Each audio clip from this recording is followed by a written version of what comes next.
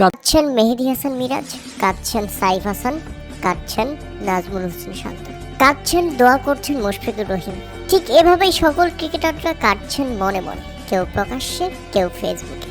কিন্তু বাংলাদেশ আর ফিরে পাবে না এই কিংবদন্তিকে।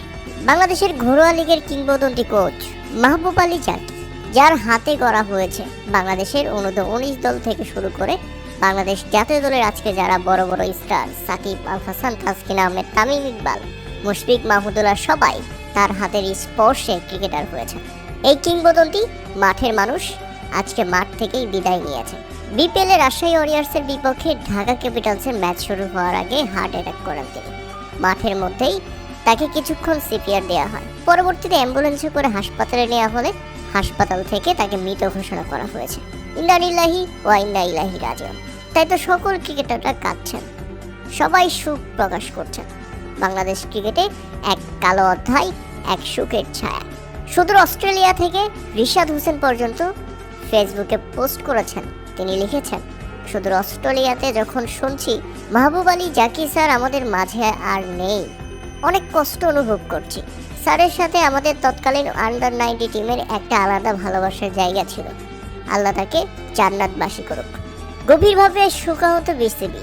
কি আশ্চর্যের ব্যাপার, যে মানুষটা একটু আগেই প্র্যাকটিস করাচ্ছিলেন ক্রিকেটারদের, সেই মানুষটা কিনা এখন আমাদের মাঝে আর নেই। কারোরই মন ভালো নেই, তবে ম্যাচটা চালিয়ে যাচ্ছে ক্রিকেটাররা, স্টাফরা, কেননা ম্যাচ বন্ধ রাখা যাবে না।